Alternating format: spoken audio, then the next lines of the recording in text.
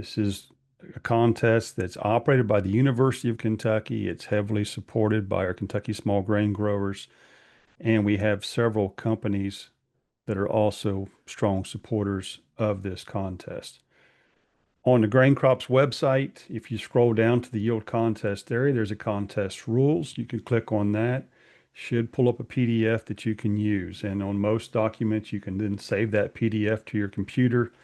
And then I prefer to use work in actual Adobe on this as opposed to working on the computer.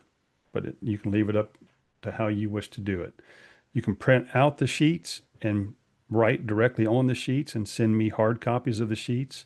Some of you prefer to enter the fillable PDF and submit those to me by email, which is fine as well. So I'll walk you through how to fill one of these out. You'll get to laugh at my poor typing skills in this process.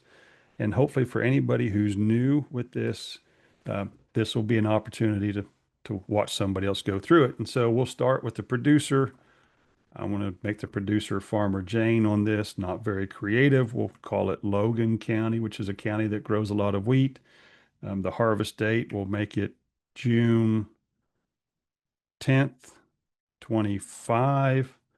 And that harvest date, it is set for two numbers for the month, two numbers for the day, two numbers for the year. And so you have to enter it that way with those forward slashes. Otherwise, it won't accept it.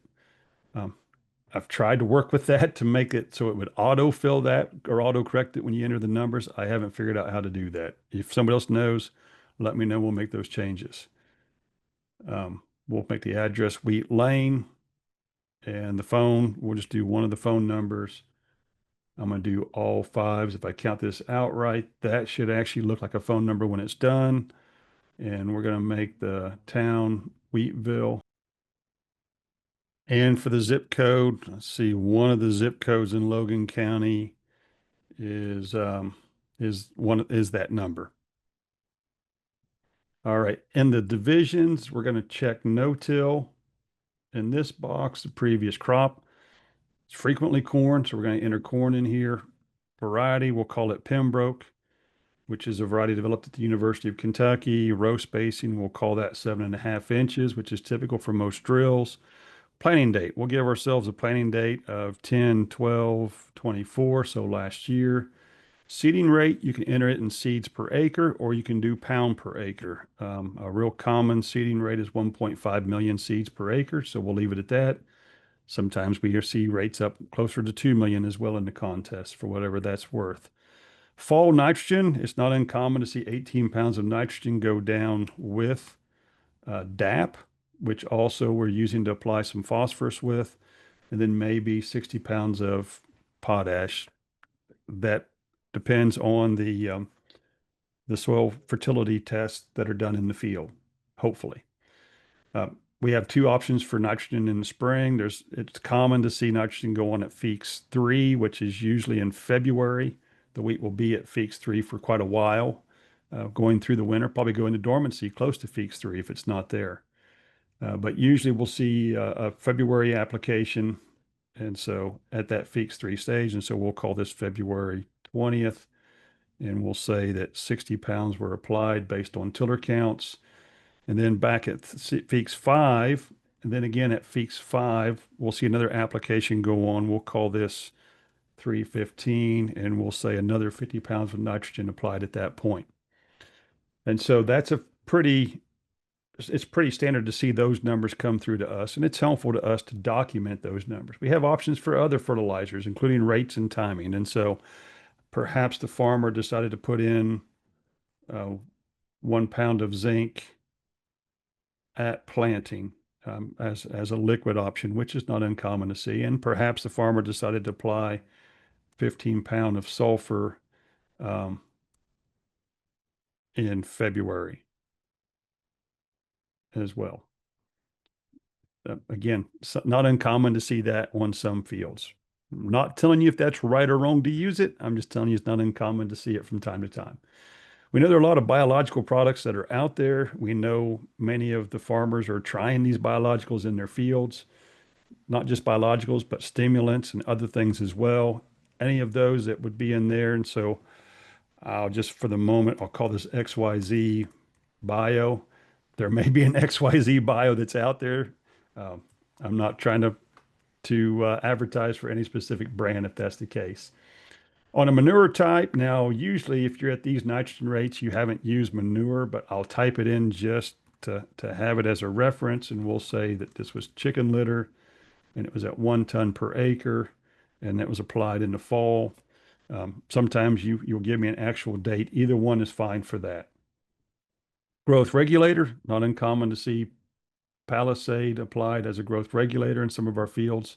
So I'll leave that in there. We get down to pest management. We've got fall, spring, heading, and flowering. And so let's say that we had a Roundup and Harmony that went on in the fall. And then let's say that we also dealt with some scouting for slugs. And so we saw some slug activity enough that justified the use of an insecticide.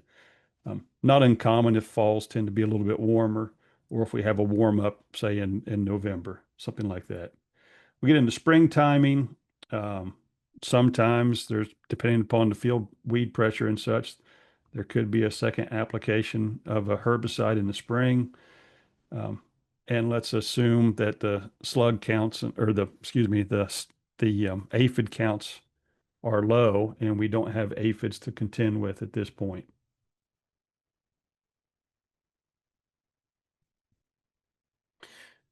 Now we get to the pest management products. We have fall, spring, heading, and flowering. And so a common thing would be to see a burn down application in the fall with Roundup.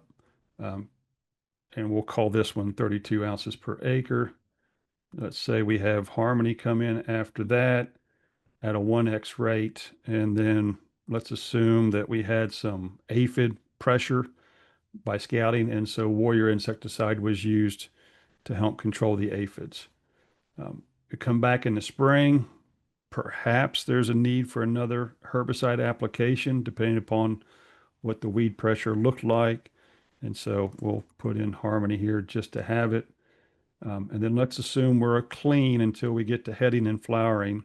And then to help protect against head scab, a product like Miravis Ace or one of the other fungicides labeled uh, for scab is used at that point. Now we move to the tillage used option. And if you're a no-till, most people just leave it blank. Some people will put in no-till just to remind me this is a no-till entry. If it weren't a no-till entry, maybe it's a disc once and a finisher once on the field. That might be a typical tillage type entry that we see, but we'll go back and put no-till in here for that. Now we come to yield determination. This is where you've taken the measurements in the field during harvest. And remember, this year we just need 1.5 acres. That's new for this year. But let's assume that the length in the field was, let's just assume it was 370 feet long and the passes were 180 feet wide.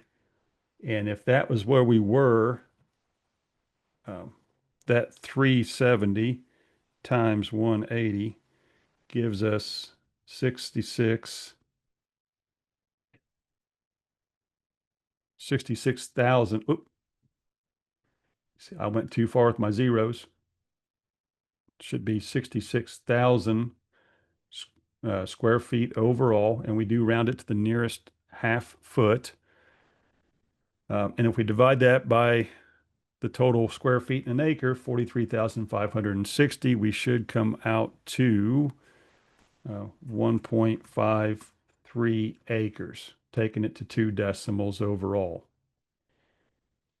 We've got grain moisture. Now here's the option. If you're using a handheld moisture, you want to take 3 grain samples. If you're doing a handheld moisture, you want 3 grain samples, and then the average of the 3 goes here.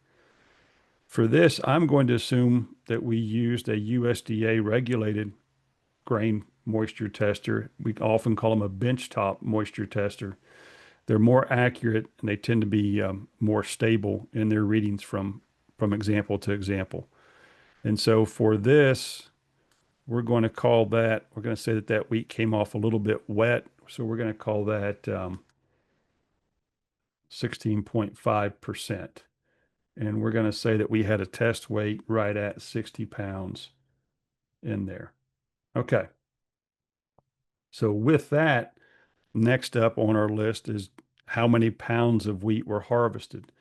You would get that calculation based on your full load weight and the tare weight um, on the semi truck that's hauling the grain that you took the measurements with. And from that, the weigh ticket should give you the difference in weight. And so let's just make it easy and say we've got 10,000 pounds of wheat in here. When we start with the yield calculation, you want to actually start with this number right in here. And this is where we're taking the moisture that we harvested at, we're adjusting it to the constant moisture, and then we're adjusting for how much weight's in the grain at that constant moisture. So in this case, we have 100 minus 16.5, which equals 83.5. That gets divided by 86.5 to come out with a number. We divide that by 60. And so now we've gotten this number total. Now we multiply that by our total number of acres or pounds of wheat. In this case, it's 10,000 pounds to get a number. And then all of that gets divided by the amount of acres, which is 1.53. And then that should come out to a wheat yield of 105.15. Again, 105.15. Once you've done these numbers, I suggest going back and doing that calculation a couple of more times just to make sure you get the same number every time. I can't speak for everybody else. I know for me, I need to double check my math on a regular basis. And so that 105.5 goes back up here, 105.15. Those two should match. And then there's an option here to sign. You can do a digital signature if you wish, if you're using a form like this. This is a scenario where you can email it to the farmer. They can sign it and send it back if they're tech savvy. Otherwise, the printed copies work in this scenario. But then the farmer name gets printed here. And I think we had this as Farmer Jane. And then county agent in Logan County, we're going to name them Logan Wheat. And then their phone and their email would go in there. And I'll use those numbers if I have questions about the wheat contest at all in this example. So now that you have all this entered, you can come up to the top and you can do a save as. And so it's going to come up with the option of where to save it to, and at which point you can change the name of it so it saves it just as that farmer's name. Hopefully that's helpful to everybody.